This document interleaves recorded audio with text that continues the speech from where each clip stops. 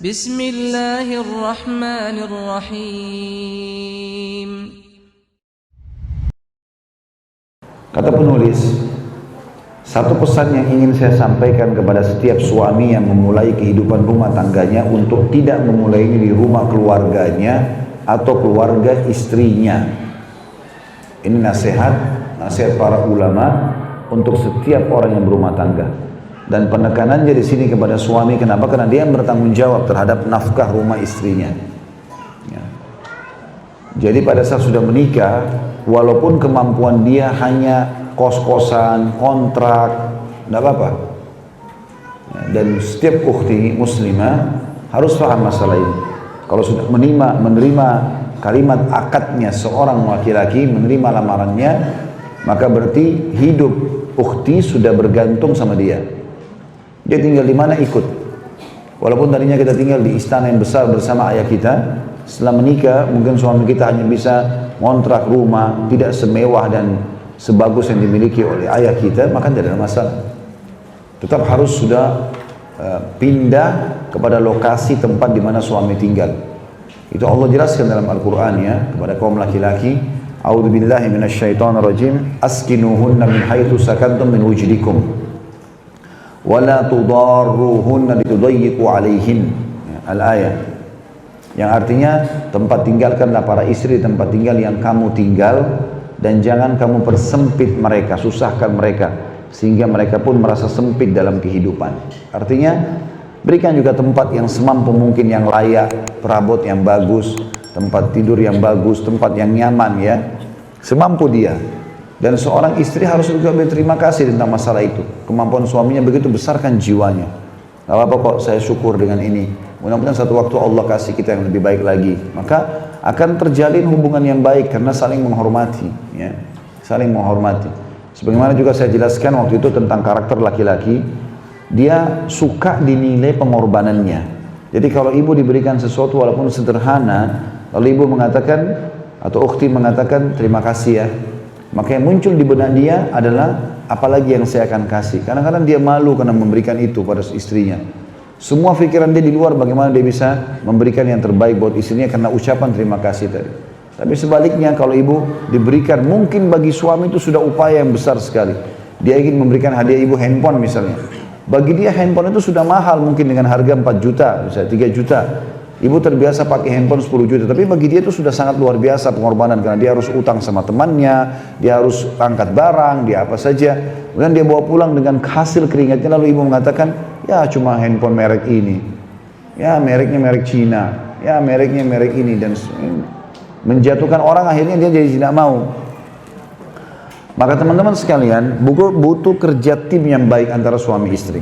Berhubungan dengan bahasan kita ini, masalah tempat tinggal yang disiapkan oleh suami, maka suaminya menyiapkan yang layak dan nyaman buat istrinya semampu dia, si istri juga berterima kasih dengan pemberian itu. Kita bicara di sini kalau lingkupnya, rumah yang suami siapkan lebih sederhana daripada rumah yang ibu tinggal dulu sama ayahnya. Kalau rumahnya suami lebih mewah, alhamdulillah. Itu pun juga harus ibu kontrol, jangan sampai tiba-tiba berubah menjadi sombong. Ada begitu wanita, hidupnya biasa miskin sama ayahnya.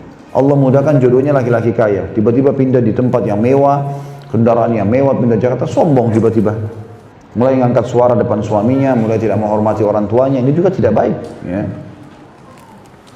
Dan tempat tinggal ini adalah bentuk cinta pasangan suami istri, naungan rumah, atap yang kita pakai untuk berlindung bersama, tidur di situ bersama, kamar mandi juga digunakan bersama, gitu kan.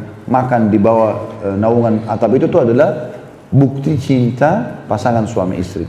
Artinya kalau masih bergantung pada naungan orang tua, berarti masih belum cinta namanya. Belum siap untuk berkorban bersama pasangan. Ya. Saya ulangi kata beliau, satu pesan yang ingin saya sampaikan kepada setiap suami yang memulai kehidupan rumah tangganya, untuk tidak memulainya di rumah keluarganya atau keluarga istrinya. Ia dan istrinya semestinya memiliki rumah sendiri, meski kecil dan sedikit perkakas. Dengan begitu, ia akan terjauh dari banyak problem yang muncul akibat di rumah keluarganya atau keluarga istrinya.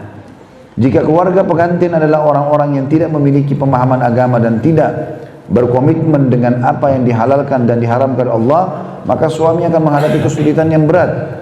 Apalagi jika keluarga pengantin sangat keras sikapnya. Maka suami pada saat itu tidak mampu memiliki kata-kata yang tinggi terhadap istrinya. Dan yang seperti itu sudah diketahui, itu yang sudah umum di masyarakat. Banyak kasus begitu ya. Ada orang pernah menikah, kasusnya sebenarnya keadaan keluarga istrinya sederhana sekali. Dan dia sudah niat ingin pada saat menikah dia ingin memperbaiki keadaan istrinya, asal istrinya ikut. Tapi istrinya tetap ngotot mau tinggal sama ibunya atau ayahnya. Sementara si suami ini merasa terganggu sekali. Akhirnya harus antri kamar mandi. Ya. Kalau mau minta sesuatu makanan tidak enak sama mertuanya. Terganggu dengan itu. Pulang kantor harus pelan-pelan.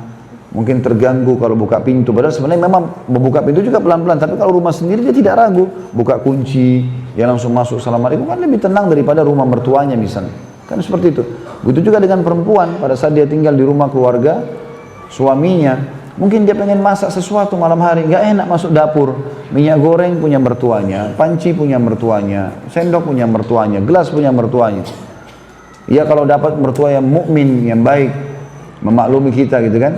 Malah kadang-kadang ada mertua yang sayang sekali sama anak mantunya, dia yang masakin, dia yang bantu, sama-sama masuk dapur, itu lain. Tapi ini jarang terjadi kasus. Yang ada malah anak mantunya pecahin gelas, itu sudah seperti terjadi kiamat. Perang besar. Padahal gelas harganya cuma 20.000, 30.000 gitu kan. Atau sebaliknya, kadang-kadang juga ya si anak mantu yang begitu. Saya nggak mau pakai gelas ibumu, saya nggak mau pakai ini, saya nggak mau gitu. Harus beliin sendiri. Akhirnya di dalam kamar yang kecil juga paksa ada dapur. Nggak mungkin. Nah ini dikira sombong. Padahal cuma karena tidak enak sama mertua dan banyak problem yang terjadi. Kalau orang masih satu tempat tinggal. Ya, bagi laki-laki problem yang paling besar di sini adalah dia tidak bisa mendidik istrinya menjadi seorang istri. Susah selama masih sama ibunya. Karena ibunya akan berperilaku seperti waktu dia masih tinggal sama-sama. Otomatis akan menyiapkan ini, menyiapkan itu. Sampai kadang-kadang ada orang yang sudah menikah karena dimanjanya sama ibunya sampai kaos kaki, jilbabnya semua masih ibunya yang siapkan.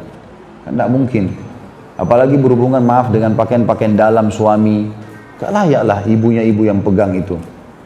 Semestinya dia yang melakukan, dia yang bersihkan. Karena itu hal-hal yang sangat sensitif. Kalau umum, mungkin spray, mungkin yang lain, mungkin digabung, mungkin lah masih. Tapi yang seperti ini harusnya diperhatikan.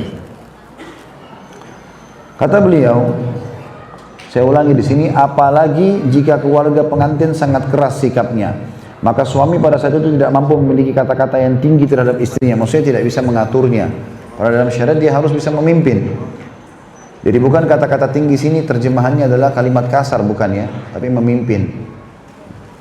Dan yang seperti itu sudah diketahui. Demikian pula jika keluarganya seperti itu, maka tidak ada bedanya.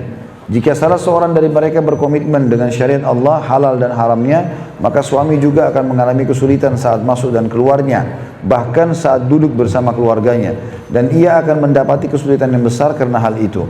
Jika keluarganya seperti itu, ya, artinya kalau keadaannya bergabung, maka tidak ada bedanya. Apalagi jika ia memiliki saudara yang keluar masuk sebagaimana sudah dikenal.